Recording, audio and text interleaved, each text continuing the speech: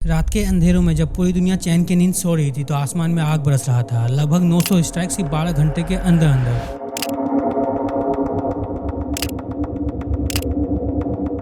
सोचिए, आधे दिन से भी कम वक्त में इतना बड़ा हमला। इजराइल के 200 फाइटर जेट ने लिटरली आसमान को चीर दिया था।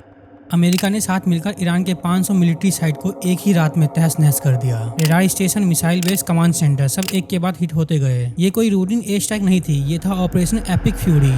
और जब धुआं थोड़ा सा हटा तो तस्वीर और भी क्लियर हो चुकी थी। 28 फरवरी 2026 यूनाइटेड स्टेट और इजराइल ने मिलकर ईरान पर कोऑर्डिनेट स्ट्राइक लॉन्च किए। Nuclear facility, missile base, command hub, strategic infrastructure सब लिस्ट में थे। रिपोर्ट्स ये भी कह रही हैं कि तेहरान के टॉप मिलिट्री लीडर्स को निशाना बनाया गया। और फिर सबसे बड़ा शौक, ईरान के सुप्रीम लीडर की डेथ, यानी कि सिस्टम का हेड एक स्ट्राइक में खत्म। और फिर ईरान भी चुप नहीं बैठा। मिसाइल ड्रोन्स इजराइल पर, यूएस बेस पर रिटेलिएशन शुरू हो गई। एक ही रात में रीजनल पावर का बैलेंस हिल गया।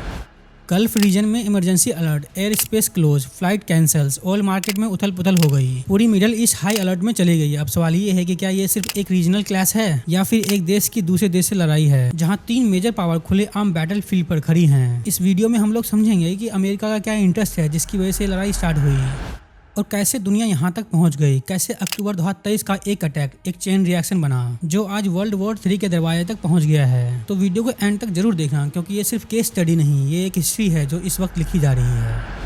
West Asia is at war. No more doubts or diplomacy, no more half measures or limited strikes. The United States and Israel have unleashed an all-out war on Iran. As we speak, waves of ballistic missiles are flying over the region. Interceptor missiles are streaking through the air. Citizens are in bunkers or fleeing cities. It's the most dangerous moment in West Asia since the Iraq War, more than 20 years ago.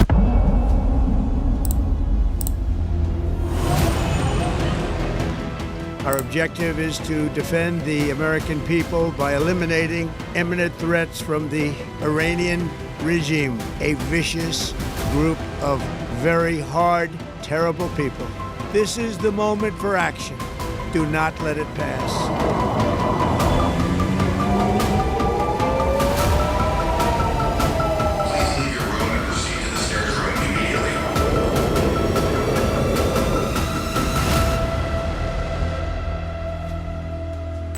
अक्टूबर 2023 एक ऐसा दिन जिसने middle east का पूरा equation हिला दिया। Hamas ने Israel पर अचानक से हमला कर दिया और बस उस दिन ने एक चेन रिएक्शन स्टार्ट कर दिया, और ऐसा रिएक्शन जो आज तक रुकने का नाम नहीं ले रहा है। इजराइल ने तुरंत गाजा में ग्राउंड कैंपेन शुरू की, टैंक घुसे, एयर स्ट्राइक हुई, और जैसे ही ये हुआ ईरान के प्रॉक्सी ग्रुप एक्टिवेट हो गए। इराक, सीरिया, जॉर्डन, अमेरिका के मिलिट्री बेस पर ड्रोन्स और रॉकेट गिरने लगे। एक नहीं, दो नहीं, बार बार। अब ये नंबर्स ध्यान से सुनिए। अक्टूबर 2023 से फरवरी 2024 के बीच 4 महीने के अंदर 160 से ज्यादा अटैक सिर्फ यूएस पोजीशन पर। सोचिए, हर कुछ दिन में एक नया अटैक। और अगर ओवरऑल देखें तो लेट 2023 से अर्ली 2024 तक यूएस और इजराइल के टारगेट्स पर 200 से ज्यादा अटैक हुए, ईरान बैक्ड मिलिट्री के थ्रू। ये कोई गेस नहीं है, ये ऑफिशियली रिकॉर्ड हुआ डाटा है। अमेरिका ने भी चुप रहने का प्लान नहीं बनाया। 2 फरवरी 2024 को यूएस ने कम से कम 85 ईरान लिंक टारगेट्स पर बड़ा रिटेलिएशन किया। इराक और सीरिया दोनों जगह एक ही रात में आसमान फिर से जल उठा। ये सब क्या था? ये था ईरान का proxy model. Direct war declare नहीं करना, लेकिन दुश्मन को हर फ्रंट पर प्रेशर में रखना। एक ऐसी स्ट्रेटेजी जहां आप ऑफिशियली बैटलफील्ड पर नहीं हो, पर आपका असर हर जगह हो। लेकिन ये कहानी यही नहीं रुकी। अप्रैल 2024 जहां ईरान ने लाइन क्रॉस कर दी। 1 अप्रैल 2024 इजराइल ने दमास्कस में ईरानियन कॉन्सुलर बिल्डिंग पर स्ट्राइक की। 2 IRGC जनरल्स और कई एडवाइजर्स मारे गए। ये एक बड़ा धमाका था, और इस बार ईरान प्रॉक्सी के पीछे नहीं छुपा। तेहरान ने सीधा इजराइल पे अटैक लॉन्च कर दिया। 300 से ज्यादा ड्रोन्स और मिसाइल इजरायली टेरिटरी की तरफ। ये एक हिस्टोरिक था। सालों से ईरान का तरीका सिंपल था, हिजबुल्लाह के थ्रू अटैक करो, इराकी मिलिट्रीज के थ्रू प्रेशर बनाओ, हुतीज के थ्रू थ्रेटन करो, डायरेक्ट इजराइल के टकराव को अवॉइड करो। लेकिन 2024 के बाद गेम थोड़ा चेंज हो गया। पहली बार ईरान और इजराइल ओपनली एक दूसरे पे फायर कर रहे थे। म्यूचुअल डिटेरेंस जो सालों से बैलेंस बना के रखी थी, वो धीरे धीरे टूटने लगी। फिर आता है जून 2025, 12 डे वॉर। सिर्फ 12 दिन में ईरान ने इजराइल पर 525 से 550 ब्लास्टिक मिसाइल फायर किए। इंटरसिपेशन रेट 86 से 90% थी, जो कि काफी हाई है। लेकिन फिर भी कम से कम 31 ब्लास्टिक मिसाइल्स पॉपुलेटेड या क्रिटिकल इंफ्रास्ट्रक्चर एरिया में इंपैक्ट कर गए। ये दिखाता है इवन स्ट्रॉन्ग डिफेंस सब कुछ रोक नहीं सकता। और फिर 28 फरवरी 2026 operation epic fury. The United States and its partners have launched Operation Epic Fury, the most lethal, most complex, and most precise aerial operation in history. Our military in the Middle East is undertaking an unprecedented operation to eliminate Iran's ability to threaten Americans, as they've been doing for nearly half a century. We are also sinking the Iranian Navy. the entire Navy. We didn't start this war, but under President Trump, we are finishing it.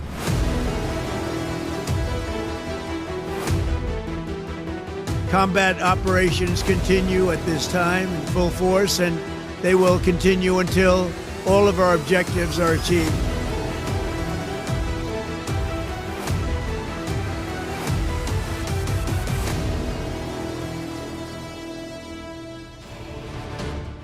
सिर्फ पहले 12 घंटों में 900 के करीब combine US Israel strikes Iran पर। अगर daily intensity compare करें तो ये 2006 के लेबनान वॉर से भी ज़्यादा फास्ट और ज़्यादा कॉन्सेंट्रेटेड थी। ये ग्रेजुअल एस्केलेशन नहीं था और ना ही स्लो बर्न था। ये था प्रेशर कुकर जो सालों से गर्म हुआ था और अब वो फट चुका था। दोस्तों, ये जो पूरा कॉन्फ्लिक्ट चल रहा है ना, ये सिर्फ मिसाइल्स और फाइटर जेट का गेम नहीं चल रहा है। इसके पीछे एक पूरी कहानी चल रही है, साइलेंट, टेक्निकल और बहुत डेंजरस। ईरान का न्यूक्लियर प्रोग्राम, और असल में यही सब टेंशन की जड़ है।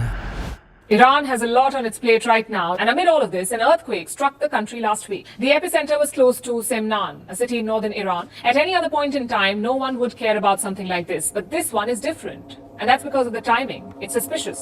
The internet has made up its mind. They're calling it a nuclear test. Iran's first underground nuclear test. 2018 में जब ट्रंप ने JCPOA यानी ईरान न्यूक्लियर डील से यूएस को बाहर निकाला, उस दिन से इक्वेशन बदल गया। डील के रूल धीरे धीरे खत्म होने लगे और ईरान ने अपने न्यूक्लियर प्रोग्राम पे लगी ब्रेक को हटा दी। फिर आता है नवंबर 2022। तेहरान ने ओपनली कंफर्म किया कि फोर्डो नाम के अंडरग्राउंड फैसिलिटी में यूरेनियम 60% तक एनरिच हो रहा है। यहाँ समझिए, न्यूक्लियर बम के लिए 90% इनरिचमेंट चाहिए होता है। मतलब 60% से 90% तक का सफर लंबा नहीं था, टेक्निकली सिर्फ एक स्टेप दूर।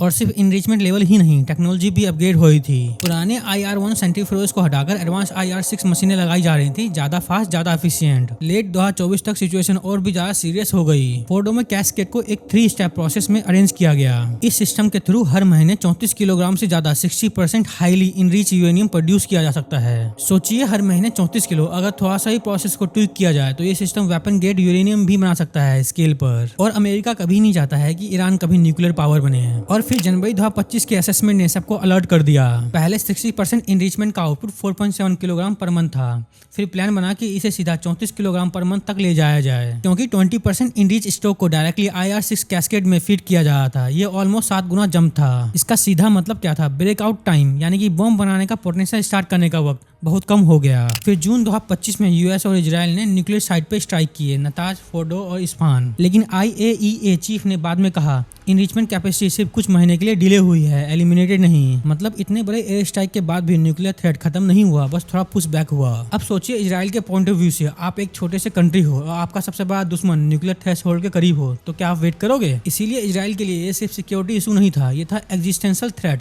सर्वाइवल का सवाल। और यूएसए ऑयल से काफी ऑब्सेस है और ईरान के पास खूब सारा ऑयल है, इसलिए यूएसए चाहता है कि ईरान उसके कंट्रोल में रहे। और अभी हाल में यूएसए ने जो वेनेजुएला के साथ किया है, उसके ऊपर मैंने एक वीडियो बनाई है, वो ये वाली वीडियो है। इस वीडियो के बाद जरूर देखें। सो यूएसए चाहता है कि ईरान का ऑयल उसके कंट्रोल में रहे, और इसीलिए वॉशिंगटन के लिए भी एक न्यूक्लियर आर्म ईरान का आइडिया अनएक्सेप्टेबल था। और शायद यही था असली ट्रिगर, जिसने एयर स्ट्राइक को सिर्फ ऑप्शन नहीं बल्कि नेसेसिटी बना दिया। अब थोड़ा बैटलफील्ड से बाहर निकलते हैं और इकोनॉमी की तरफ देखते हैं, क्योंकि कभी कभी वॉर बॉम्ब से नहीं, बैंक अकाउंट से शुरू होती है। 2018 में ट्रंप ने maximum pressure sanction policy start की और 2025 के आते आते ये और एग्रेसिव हो गई। CFR और कई थिंक टैंक्स के मुताबिक इसका ईरान की इकोनॉमी पे बहुत हेवी इंपैक्ट पड़ा। सबसे पहले ऑयल, पिछले 10 सालों में सैंक्शन की वजह से ईरान को लगभग $300 बिलियन से $450 बिलियन तक का ऑयल रिवेन्यू लूज हुआ। सोचिए, 300 से $450 बिलियन, ये सिर्फ नंबर नहीं, हॉस्पिटल, इंफ्रास्ट्रक्चर, सैलरी, सब कुछ हो सकता है। फिर आती है करेंसी। 2014 से 2025 के बीच ईरानियन राइल की वैल्यू 95% गिर गई। 95%। सोचो, अगर आपके पास 100 रुपए है और अगर उसकी वैल्यू 5% रह जाएगी तो कैसा लगेगा आपको? यही ईरानियन आम आदमी के साथ हुआ था। लेकिन यहाँ ट्विस्ट है, इतनी इकोनॉमिक तकलीफ के बाद भी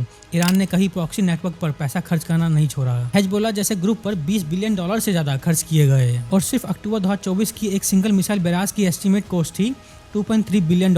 ये ईरान के पूरे एनुअल डिफेंस के बजट का 22% था एक ही ऑपरेशन में। अब सोचिए, इकोनॉमिक प्रेशर में है, करेंसी कोलैप्स हो चुकी है और रिवेन्यू घटता जा रहा है, और फिर भी बिलियंस डॉलर्स मिसाइल पे खर्च हो रहे हैं। रिजल्ट 25-26 में ईरान के अंडर मैसिव प्रोटेस्ट वेव, लोग सड़कों पर, महंगाई, बेरोजगारी सब एक साथ। रिपोर्ट्स के मुताबिक हजारों लोग क्रैकडाउन में मारे गए। यूएस और यूरोपियन ऑफिशियल्स ने डायरेक्टली इस अनरेस्ट को रिन्यू सैंक्शन और न्यूक्लियर टॉक से जोड़ा। ये एक डेंजरस पैराडॉक्स है। इकोनॉमिक प्रेशर से आवाम टूट रही थी, लेकिन रिजीम और एग्रेसिव होती जा रही थी, क्योंकि जब आप कॉर्नर में हो तो ऑप्शन दो ही होते हैं, या तो पीछे हो जाओ या और जोरों से वार करो। ईरान ने दूसरा ऑप्शन चूज किया, लेकिन कहानी यही खत्म नहीं होती।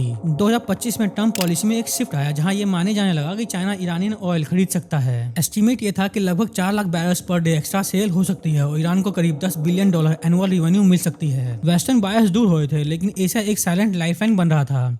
इकोनॉमिक स्क्वीज और लिमिटेड रिलीफ दोनों एक साथ चल रहे थे। अब बात करते हैं 28 फरवरी 2026 की रात की। एक कोऑर्डिनेट स्ट्राइक इजराइल और यूनाइटेड स्टेट ने एक साथ लॉन्च किया। ऑपरेशन रोरिंग लायन और ऑपरेशन एपिक फ्यूरी। सीटीपी और आईएसडब्ल्यू के ओपन सोर्स असेसमेंट के मुताबिक सिर्फ पहले 12 घंटों में लगभग 900 कंबाइंड स्ट्राइक ईरान पर। सिर्फ 12 घंटों में आईडीएफ ने अपनी हिस्ट्री की सबसे बड़ी सॉटी उड़ाई। 200 fighter jets, 500 military targets, air defence missile launchers. Western और सेंट्रल ईरान के स्ट्रेटेजिक पॉइंट, टारगेट रैंडम नहीं थे। Ballistic missile force, air defence system, IRGC base, leadership compound, nuclear related facility, Tehran के इन सभी एरिया में धमाके रिकॉर्ड हुए। और फिर ईरान ने रिटेलिएशन किया। सीरिया और यूएई में भी ईरानियन स्ट्राइक से कुछ डेथ रिपोर्ट हुई। रीजनल इंफ्रास्ट्रक्चर को टारगेट किया गया और फिर ईरान फुल जवाब देने के मूड में आ गया। मिसाइल ड्रोन इजराइल पर, यूएस बेस पर, रीजनल एयरपोर्ट कुवैत और यूएई तक। ब्रिटिश बेस को भी टारगेट करने की कोशिश की गई, लेकिन वहां कैजुअलिटी लिमिटेड रही। यूएस सेंट्रल कमांड का स्टेटमेंट आया, यूएस फोर्स को कोई कैजुअलिटी नहीं हुई, सिर्फ लाइट डैमेज हुआ। अब सवाल ये है कि क्या ईरान डायरेक्टली यूएस फोर्स को हिट करने से बच रहा है, या फिर यूएस डिफेंस काफी स्ट्रॉन्ग है। जो भी हो, एक बात पक्की थी, ये कोई शैडो वॉर नहीं चल रही थी, ये ओपन बैटल फील्ड था। और ये सिर्फ बैटल फील्ड की कहानी नहीं है, ये स्टॉक मार्केट के स्क्रीन पर भी लिखी जा रही है। 28 फरवरी 2026 को जब स्ट्राइक की खबर आई तो मार्केट ने तुरंत रिएक्ट किया। सभी स्टॉक मार्केट डाउन गए और फिर इन्वेस्टर ने क्या किया, सेफ जगह भाग गए। गोल्ड एक दिन के अंदर 2% ऊपर चला गया। फरवरी के महीने में गोल्ड में 11% का जंप आया। जापानीज येन और स्विस फ्रैंक्स स्ट्रॉन्ग हो गए, classic safe move. US treasury yield थोड़ा डिप हुआ क्योंकि लोग गवर्नमेंट बॉन्ड खरीदने लगे। बिटकॉइन $64,000 के नीचे, ये होता है रिस्क ऑफ मूड। अब ऑयल की बात करते हैं। क्रूड ऑयल लेट फरवरी 2026 में $73 पर बैरल तक पहुंच गया। जुलाई के बाद ये हाईएस्ट है और एनालिस्ट वार्न कर रहे हैं अगर ये कॉन्फ्लिक्ट कंटिन्यू रहा तो $80 भी दूर नहीं। अक्टूबर 2023 से फरवरी 2026 तक का सफर काफी खतरनाक रहा। तो अब सवाल ये है कि क्या ये वर्ल्ड वॉर 3 का बिगनिंग है? शायद हो सकता है। आप सभी लोग मुझे कमेंट सेक्शन में बताओ। अगले कुछ महीने ये डिसाइड करेंगे कि ये आग बुझेगी या पूरी दुनिया जला देगी। हम इस वक्त हिस्ट्री को लाइव अनफोल्ड होते हुए देख रहे हैं। और अगर आपको ये वीडियो वैल्यूएबल लगा तो लाइक करो, वीडियो को शेयर करो और चैनल को सब्सक्राइब जरूर करो। Thank you for watching.